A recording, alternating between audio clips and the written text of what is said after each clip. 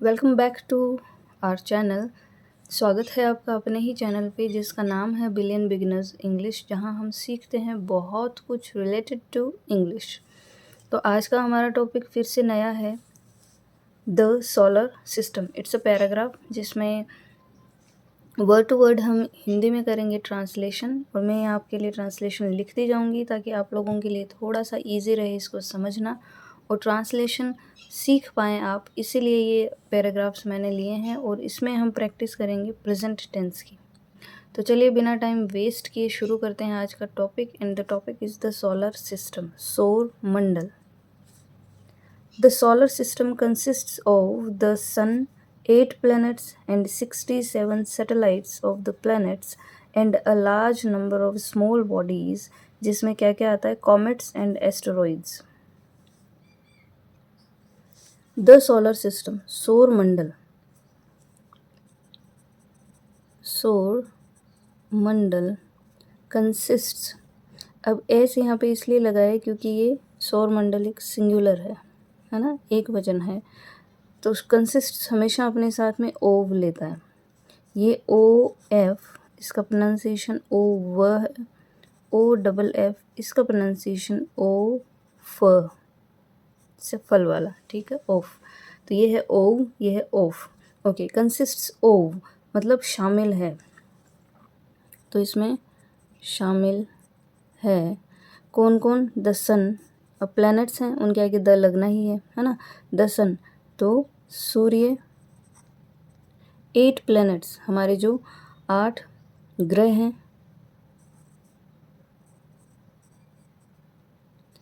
और 67 हमारे जो ग्रह हैं ना, ये इनके टोटल मिला के 67 क्या है, सैटेलाइट्स। सैटेलाइट्स होते हैं उपग्रह। अब एस क्यों लगा आपको पता है, क्योंकि खूब सारे हैं ना 67, तो हमने सैटेलाइट में एस लगा के इसको सैटेलाइट्स बना दिया, मतलब उपग्रह हूँ। वैसे देखा जाए तो ये प्लूरल है। सैटेलाइट्स ओ मतलब का के की, द प्लैनेट्स मतलब ग्रहों, एंड और अ लार्ज नंबर बड़ी संख्या, ओ मतलब स्मॉल बॉडीज़। स्मॉल बॉडीज़ क्या होते हैं, जो छोटे जो होते हैं ना, जिनको अपन पिंड कह सकते हैं, उल्का पिंड हुआ ये वो, तो जो छोटे छोटे टुकड़े होते हैं उनको पिंड कहा जाता है। तो स्मॉल बॉडीज़ मतलब छोटे पिंड, उनमें कौन कौन आ जाता है, कॉमेट्स। कॉमेट्स क्या होते हैं, जो धूमकेतु होते हैं ना, उनको कहा जाता है।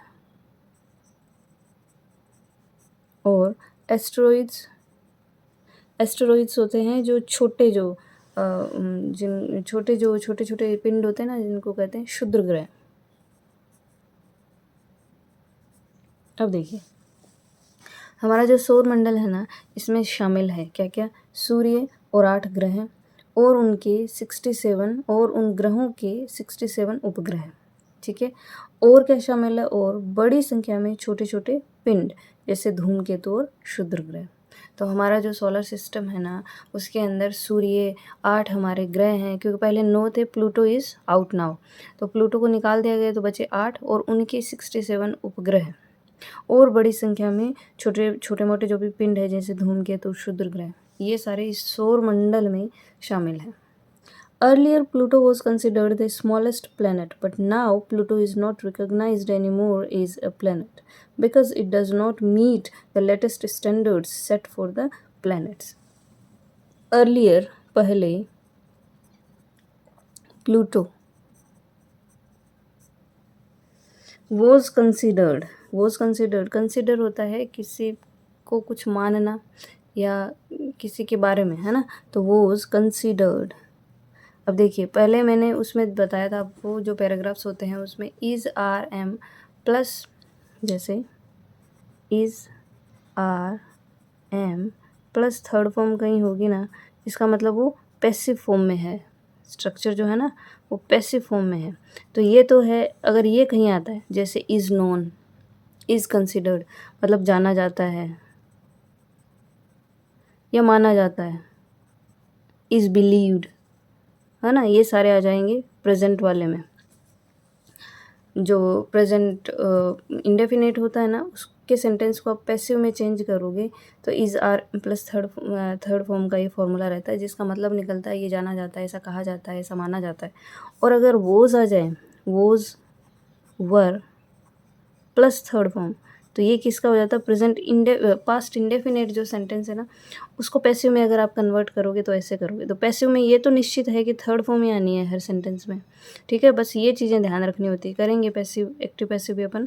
तो वॉज कंसिडर्ड मतलब जाना जाता था या माना जाता था, ठीक है। तो इसका जैसे अब इसमें तो है आ गया यहाँ पे, तो यहाँ पे अपन क्या कहेंगे, जैसे वॉज कंसिडर्ड या वॉज बिलीव्ड या वॉज नोन, तो जाना जाता था, माना जाता था आ गया बस, क्योंकि पास्ट का है ना। आ गया समझ। तो वॉज प्लस थर्ड फॉर्म है considered, was plus third form मतलब माना जाता था। द स्मॉलेस्ट मतलब सबसे छोटा,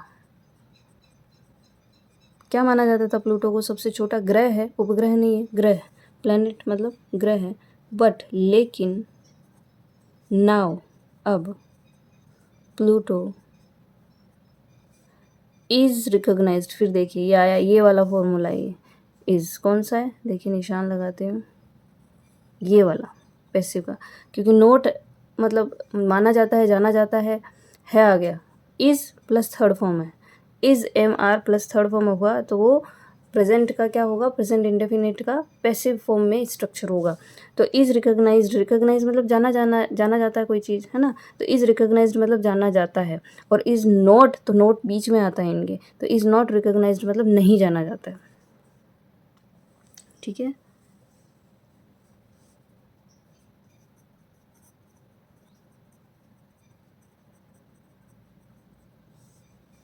एनी मोर मतलब अब, और, ठीक है। एज अ प्लैनेट एक ग्रह के तौर पे, बिकॉज क्योंकि it does not meet the latest standards set for the planets. तो अब जो है ये नहीं माना जाता है या नहीं ये कंसिडर किया जा रहा है एक ग्रह के तौर पे, क्योंकि इट डज नॉट मीट, यह इट मीन्स यह, डज नॉट नहीं करता, मीट मतलब if something does not meet the expectations मतलब ये पूरा नहीं करता, उस चीज़ पे खरा नहीं उतरता, तो यह पूरा नहीं करता द लेटेस्ट स्टैंडर्ड्स, लेटेस्ट मतलब होता है नवीनतम, स्टैंडर्ड्स क्या होते हैं आपके, मानक, है ना, जो मानक डिसाइड किए गए हैं कि इसके अकॉर्डिंग वो चीज़ है या नहीं है, तो उसको पूरा करना या ना करना। सेट मतलब जो तय किए गए हैं, फॉर मतलब के लिए, द प्लैनेट्स ग्रहों के, ग्रहों, है ना। तो Pluto was considered the smallest planet, Pluto को सबसे छोटा ग्रह माना जाता था। But now Pluto is not recognised any more as a planet, लेकिन अब प्लूटो को अब एक ग्रह के तौर पे नहीं जाना जाता, because it does not meet the latest standards set for the planets, क्योंकि ग्रहों के लिए तय किए गए नवीनतम मानकों को यह पूरा नहीं करता, ठीक है। अब देखिए यहाँ पे डज नॉट है ना। अब आप अगर इसका पॉजिटिव देखें, अफर्मेटिव सेंटेंस कैसे बनेगा, अब ये डज नॉट है तो ये किस में आता है, जो प्रेजेंट टेंस है ना, प्रेजेंट का इंडेफिनिट टेंस, इसमें आता है, क्या आता है, subject plus verb plus object. अब यहाँ वर्ब के तौर पे क्या आएगा, फर्स्ट फॉर्म, है ना, फर्स्ट फॉर्म में एस या ईएस लगता है। तो कैसे, जैसे अगर ये पॉजिटिव सेंटेंस होता तो कैसे बनता, इट मीट्स, यही तो वर्ब है, मीट्स आ जाता, क्यों, क्योंकि इट है यहाँ पे, तो इट के साथ क्या आएगा, थर्ड पर्सन सिंगुलर है तो एस आ जाएगा। पर्सन के बारे में डिटेल्ड वीडियो बहुत अच्छे तरीके से मैंने करवाया हुआ है 5-7 दिन पहले ही, अगर आपको करना है तो वहाँ जाके उसको देखिए चैनल पे। तो इट मीट्स ये थर्ड पर्सन सिंगुलर है और इसलिए यहाँ पे एस लगा है, ठीक है। It meets the latest standards, ठीक है। पॉजिटिव में बनता तो सेंटेंस ऐसे बनता। अगर हमारा सेंटेंस होता नेगेटिव, तो नेगेटिव सेंटेंसेस के लिए बनता है subject plus do does plus note plus verb. तो हमारा यहाँ पे डू डज क्यों लगता है, देखिए अगर हम मीट हमारी वर्ब है, अगर ये अफर्मेटिव सेंटेंस है ना, तो अफर्मेटिव सेंटेंस में मीट्स है ना, सब्जेक्ट प्लस वर्ब, वर्ब में वर्ब की फर्स्ट फॉर्म जिसमें एस या एस लगना होता है ना, तो इट है तो मीट्स लग गया क्योंकि थर्ड पर्सन सिंगुलर है। द लेटेस्ट स्टैंडर्ड्स, ये बनता अफर्मेटिव सेंटेंस। लेकिन अब हमें बनाना है नेगेटिव सेंटेंस, तो नेगेटिव सेंटेंस का फॉर्मूला रहेगा ये। अब इसमें होता क्या, सब्जेक्ट आ जाता है, फिर डू डज आ जाता है, प्लस आ जाता है नोट, क्योंकि आपको इसको नेगेटिव बनाना है, इसलिए इसमें हमेशा कौन सा, ये प्रेजेंट इंडेफिनिट की बात हो रही है, इसमें हमेशा डू और डज आएगा साथ में, प्लस नोट आएगा, फिर वर्ब आएगी। तो डू डज हमने, आप ऐसे याद रखिए कि ये जो डू या डज है ना, ये हमने यहाँ से एस हटाया है, एस हटा देंगे, यहाँ से एस हटा के यहाँ इधर जोड़ा है हमने, इस तरीके से ही याद रख सकते हैं आप इसको। तो क्या हो जाएगा, इट है तो डज आ जाएगा, है ना, थर्ड पर्सन सिंगुलर के साथ वर्ब में एस या एस लगेगा, तो इट डू या डज में से क्या आएगा, डज ही आएगा इसके साथ, क्योंकि आपने एस यहाँ से हटाया है तो यहाँ लगा दिया। नोट आ जाएगा, फिर मेन वर्ब जो है वो आ जाएगी। तो subject plus do does plus note plus verb, फिर आगे प्लस ऑब्जेक्ट और सारा आ जाएगा। केवल मैंने ये बताने के लिए आपको ये थोड़ा सा एक्सप्लेन किया है। तो इट डज नॉट मीट, तो यहाँ क्या हो गया, इट डज नॉट मीट। इसका अगर ये तो नेगेटिव सेंटेंस है, अगर इसको अफर्मेटिव होता तो ये होता it meets the latest standards. ठीक है। It is now classified as a dwarf planet. It is, यह, अब देखिए फिर वही चीज़ है यहाँ पे, इज़ क्लासिफाइड। ठीक है, क्योंकि देखिए एडवर्ब्स आएगी वो यहाँ बीच में आ जाएगी। अब एडवर्ब क्या होती है वो आगे जानेंगे। इज़ नाउ क्लासिफाइड, यह अब क्लासिफाई किया जाता है या बांटा गया है as a dwarf planet. Is classified, अब बांटा गया है या श्रेणी में रखा गया है। Is a dwarf planet. Dwarf क्या होता है, बोना। एज मतलब तौर पे, बोना ग्रह। तो अब ये एक बोने ग्रह के तौर पे बांटा गया है या श्रेणी में रखा गया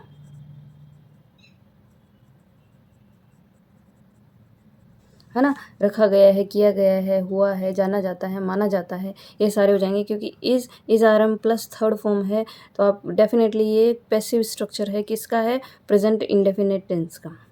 each planet revolves around the sun in its own orbits as its on speed. Each प्रत्येक, प्लैनेट ग्रह है, रिवॉल्व होता है चक्कर लगाना। अब प्लैनेट है, ईच प्लैनेट सिंगुलर है, इसका मतलब यहाँ पे एस आ गया। तो रिवॉल्व होता है चक्कर लगाना, तो चक्कर काटते हैं, ता है ते है ती है, अराउंड चारों ओर, द सन सूर्य के, इन में, इट्स मतलब इनकी, या इसकी कर सकते हो, इसकी, ओन मतलब अपनी खुद की, है ना, अपनी या खुद की। ऑर्बिट्स क्या होती है, कक्षा। एट इट्स ऑन स्पीड, अपनी अपनी गति पे, पर इट्स ऑन स्पीड मतलब अपनी अपनी गति। अब देखिए प्रत्येक ग्रह क्या करते हैं, each planet revolves around the sun, प्रत्येक ग्रह चक्कर काटता है चारों ओर सूर्य के, तो प्रत्येक ग्रह सूर्य के चारों ओर चक्कर काटता है। इन its own orbits at its own speed, अपनी अपनी कक्षाओं में। भाई ये प्लैनेट है, ये गोल प्लैनेट है, अगर तो ये घूमेगा तो अपनी अपनी कक्षा में ही घूमता जाएगा, वहीं वहीं वहीं वहीं घूमता जाएगा ना। It's own orbits at its own speed, अपनी अपनी गति पे या अपनी अपनी स्पीड पे। ठीक है, जिसकी जैसी गति, कोई एक दिन में चक्कर कर लेता है, किसी ग्रह को साल लग जाता है चक्कर काटने में। फिर देखिए, these planets have broadly been classified into two categories that are inner planets and outer planets. These planets मतलब ये ग्रह have broadly been classified। फिर देखिए एक स्ट्रक्चर मैंने एक वीडियो में पहले आपको बताया था, कैसे these planets have classified, these planets have been classified। क्या डिफरेंस है, एक एक्टिव है एक पैसिव है, कैसे देखिए दीज प्लैनेट्स, ये जो ग्रह हैं, हैव क्लासिफाइड, अपने को ये तो पता है hedge have plus third form वाला फॉर्मूला है यहाँ पे, है ना, हैव प्लस थर्ड फॉर्म है। अब ये फॉर्मूला किस में आता है, परफेक्ट टेंस में। कौन सा परफेक्ट टेंस, प्रेजेंट का जो परफेक्ट टेंस होता है ना, जिसमें कोई, जब हम बात कर रहे होते हैं तब तक वो काम हो चुका होता है, ख़त्म हो चुका होता है। जैसे मैंने खाना खा लिया है या मैं खाना खा चुका हूँ, ये दोनों ही परफेक्ट प्रेजेंट परफेक्ट में आएंगे, क्योंकि दोनों में ही काम हो चुका है, ठीक है। तो प्रेजेंट परफेक्ट जो टेंस है उसमें hedge have plus third form आती है। क्लियर। तो दीज प्लैनेट्स हैव क्लासिफाइड, ये दीज प्लैनेट्स, इन प्लैनेट्स ने, ये जो ग्रह हैं, हैव क्लासिफाइड, इन्होंने क्लासिफाई किया है, या इन्होंने किया है मतलब कर तो लिया है ना, या ये कर चुके हैं। आप जैसे भी सेंटेंस को हिंदी में समझना चाहें कि इन्होंने किया है, इस काम को तो इन्होंने किया है। लेकिन अगर पैसिव में स्ट्रक्चर बदल जाता है, these planets have been plus classified, केवल बीन का फर्क है और इसके अंदर काम किसी और के द्वारा किया गया है। जैसे I have requested to him और I have been requested by him. देखिए दोनों में ही फ़र्क आ जाएगा। I have requested to him, मैंने रिक्वेस्ट की है उससे। I have been requested by him, और मुझे रिक्वेस्ट की गई है उसके द्वारा। बीन आते ही किसी और के द्वारा काम हो जाता है। These planets have been classified, ये जो है ना, ये प्लैनेट्स हैव बीन क्लासिफाइड, इनको बांटा गया है। इस वाले सेंटेंस में काम इन्होंने खुद ने किया है और इस वाले में इनका काम किसी और के द्वारा किया गया है। दीज प्लैनेट्स हैव क्लासिफाइड, इन प्लैनेट्स ने क्लासिफाई किया है, श्रेणी में बांटा है। इन प्लैनेट्स ने, जबकि these planets have been classified, इन प्लैनेट्स को बांटा गया है, या इन जो है एक श्रेणी में इनको रखा गया है। तो रखने वाले कौन है, वी ह्यूमन बींग्स, है ना। तो हैव ब्रॉडली बीन, अब देखिए ये एडवर्ब्स है, एडवर्ब्स का अपना एक प्लेस होता है, वो हम किसी डिटेल वीडियो में पढ़ेंगे, यहाँ अगर बताने लगे तो बहुत समय लग जाएगा। तो हैव बीन क्लासिफाइड, तो मोटे तौर पे, ब्रॉडली कह सकते हैं एक बड़े तौर पे या एक मोटे मोटे तौर पे, है ना। तो मोटे तौर पे बांटा गया है। अब बांटा गया है मतलब काम तो हो ही चुका है ना, तो आपको समझ तो आ ही जाएगा कि हैव प्लस थर्ड फॉर्म आएगी इसमें। बांटा गया है इनटू मतलब में, टू मतलब दो, कैटेगरीज श्रेणियों, दैट आर जो कि हैं, इनर प्लैनेट्स आंतरिक, प्लैनेट्स मतलब ग्रह हैं, एंड और आउटर मतलब बाहरी, प्लैनेट्स मतलब ग्रह। तो these planets have broadly been classified into two categories, इन प्लैनेट्स को मोटे तौर पे दो भागों में, दो श्रेणियों में बांटा गया है। दैट आर जो हैं आंतरिक ग्रह और बाहरी ग्रह। Mercury, Venus, Earth and Mars are called inner planets. तो मर्क्यूरी होता है हमारा बुध ग्रह, विनस होता है हमारा शुक्र ग्रह, अर्थ होती है हमारी धरती या पृथ्वी और मार्स हमारा होता है मंगल ग्रह। आर कोल्ड, फिर देखिए वही formula, are called is am are plus third form, तो इसका मतलब है ये पैसिव प्रेजेंट इंडेफिनेट का, क्योंकि प्रेजेंट इंडेफिनेट में ही अगर आप फर्स्ट फॉर्म दी हुई है ना, जिसमें वर्ब की फर्स्ट फॉर्म में एस या एस लगता है, subject plus verb plus object होता है जिसका फॉर्मूला, तो उसी को आप कन्वर्ट करेंगे तो is are am plus third form में कन्वर्ट हो जाएगा पैसिव में, ठीक है। तो आर कोल्ड मतलब बुलाया जाता है या पुकारा जाता है, इनर मतलब आंतरिक ग्रह मतलब प्लैनेट्स। तो मर्क्यूरी, बुध, शुक्र, धरती और मंगल, इनको आंतरिक ग्रह बुलाया जाता है या पुकारा जाता है। The inner planets are closer to the sun and they are smaller in size as compare to the outer planets. तो ये जो इनर प्लैनेट्स है ना, आंतरिक ग्रह, अब द क्यों आया है, द का मतलब ये वाले, ये आंतरिक ग्रह। अब क्यों, क्योंकि हमने इनके बारे में पहले चर्चा कर ली कि ये जो इनर प्लैनेट्स हैं, है ना। अब यहाँ तो द नहीं आया, इसलिए नहीं आया क्योंकि पहली बार इनका इंट्रोडक्शन इस लाइन में पहली बार ही हुआ है ना, पूरे पैराग्राफ में इस लाइन में पहली बार ही हो रहा है इनर प्लैनेट्स।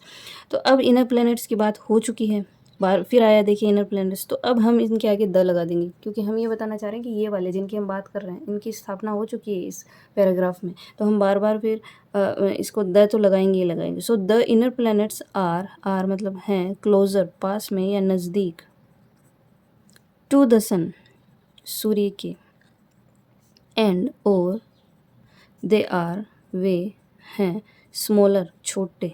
अब देखिए क्लोज़र आया है और स्मॉलर आया है ना।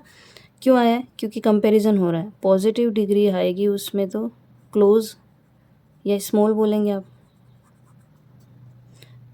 है ना। और कंपैरेटिव में ई आर लग जाएगा या आर लग जाएगा, क्योंकि उसमें कंपैरिजन होगा। तो क्लोज़र, स्मॉलर और सुपरलेटिव, तो सुपरलेटिव में ई एस लग जाता है, तो क्लोजेस्ट या स्मॉलेस्ट। ये डिग्री 3 होती है, जिसमें पॉजिटिव होती है, जिसमें प्रॉपर वर्ड रखे जाएंगे। कंपैरेटिव है तो उसके अंदर क्लोजर और स्मॉलर आ जाएगा, ई आर या आर लग जाएगा, क्योंकि उसमें कंपैरिजन हो रहा है। और सुपरलेटिव उसमें क्लोजेस्ट या स्मॉलेस्ट, मतलब क्लोजेस्ट मतलब सबसे ज़्यादा नज़दीक, इससे नज़दीक और कोई नहीं। और सुपर है मतलब ये सबसे ऊपर है, तो इसमें क्लोजेस्ट मतलब क्लोजर है, सॉरी क्लोजेस्ट मतलब सबसे नज़दीक, इससे नज़दीक और कोई नहीं। स्मॉलेस्ट मतलब सबसे छोटा, इससे छोटा और कोई नहीं। अब देखिए the inner planets are closer, ये आंतरिक ग्रह नज़दीक हैं सूर्य के, to the sun, and they are smaller, और वो छोटे हैं, इन मतलब में, साइज मतलब आकार में, एज कंपेयर, कंपेरिजन आया है इसलिए आर आर लग रहा था। अब कंपेरिजन किससे होगा वो आगे आएगा। As compared to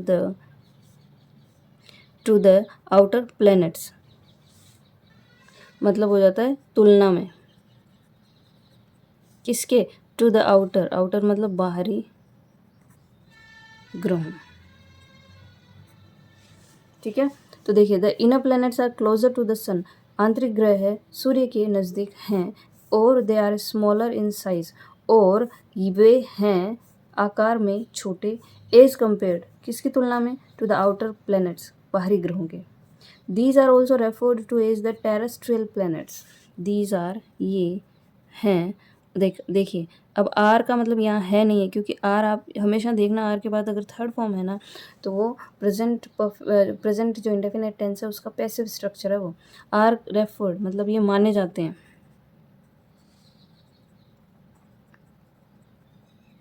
is referred तो भी माने जाते हैं, ऑल्सो है ना, तो भी माने जाते हैं, to is referred to is the terrestrial planets, भौमिक या स्थलीय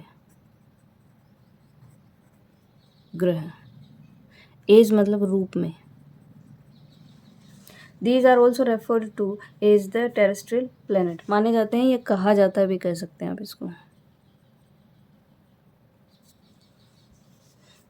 तो ये क्या है? ये स्थलीय या भौमिक ग्रह के रूप में भी जाने जाते हैं, ग्रहों, प्लैनेट्स हैं, ग्रहों के रूप में भी माने जाते हैं या इनको कहा जाता है। And the other four, Jupiter, Saturn, Uranus and Neptune, are termed as the outer planets, and और द अदर फोर, दूसरे चार, जुपिटर, जुपिटर क्या है? बृहस्पति, सैटर्न हो गए हमारे शनि, यूरेनस एंड और नेपच्यून, जिनको वरुण भी कहा जाता है, are termed as the outer planets, रूप में, आउटर मतलब बाहरी ग्रहों। अब आर टर्म्ड, आर रेफर्ड मतलब वही नाम दिया गया है ना, या इनको माना जाता है, जाना जाता है। तो are is are am plus third form, वही पैसिव का स्ट्रक्चर आ गया। And the other four Jupiters, दूसरे जो चार ग्रह हैं कौन कौन से? बृहस्पति, शनि, यूरेनस और नेपच्यून, इनको बाहरी ग्रहों के रूप में नाम दिया गया है या जाना जाता है। These four are massive in size and are often referred to as giant planets, these मतलब ये फोर, चार हैं। अब देखिए आर के बाद थर्ड फॉर्म तो नहीं है, इसका मतलब है ही होगा। मैसिव मतलब बड़े या विशाल, इन में साइज होता है आकार, एंड और आर ऑफन रेफर्ड, फिर देखिए माना जाता है ऑफन मतलब अक्सर। वो एडवर्ब्स का अपना अपना जगह होता है। ज़्यादातर ऐसा कोई स्ट्रक्चर आया ना, तो अगर उसमें उस सेंटेंस में अगर एडवर्ब हुई तो वो उसके बीच में ही आएगी। आपको ऊपर भी बहुत सारे एग्जांपल्स मिले होंगे। Often referred to as giant मतलब विशाल ग्रहों। तो these 4 are massive in size, ये जो 4 ग्रह हैं ये आकार में विशाल हैं या बड़े हैं। एंड और माने जाते हैं विशाल ग्रहों के रूप में। सॉरी ये दिख नहीं रहा होगा। जाइंट प्लैनेट्स, तो ये जो बड़े जो आकार के होते हैं और ये are often referred to as giant planets, और ये इनको विशाल ग्रहों के रूप में माना जाता है या जाना जाता है या कहा जाता है। अब यहाँ पे जाइंट वैसे तो दैत्य भी होता है, राक्षस भी होता है, लेकिन क्यों जाइंट का मतलब विशाल, बहुत बड़ी जो साइज़ होती है आपकी, या बहुत बड़ा कोई साइज़ का कोई ऐसी चीज़ होगी तो उसके लिए हम जाइंट यूज़ कर सकते हैं। जाइंट मतलब विशाल होता है, ठीक है। तो ये जाइंट या विशाल ग्रहों के रूप में भी इनको जाना जाता है। So this was the paragraph for today. बहुत सी स्ट्रक्चर्स मैंने आपको बताए हैं, आपको एकदम कंठस्थ हो जाने चाहिए एक एक स्ट्रक्चर। तो कैसा लगा आपको वीडियो ज़रूर बताइएगा, पॉजिटिव कमेंट्स ज़रूर करिएगा। आपके कोई सजेशंस हो वो भी बताइएगा, कुछ और शामिल करना हो, कुछ चीज़ें बाहर निकाल देनी हो तो वो भी बताइएगा। मेरी तरफ से मैंने बेस्ट पॉसिबल कोशिश की है कि आपको चीज़ें अच्छे से समझ आए और आप चीज़ों को अच्छे से पकड़ सकें, इंग्लिश आप अच्छे से पढ़ सकें, सीख सकें। तो चैनल को और वीडियोज़ को लाइक, शेयर और सब्सक्राइब करिएगा अगर आपको पसंद आए तो। मिलते हैं नेक्स्ट वीडियो में ऐसे ही किसी अच्छे से वीडियो के साथ। Till then bye bye.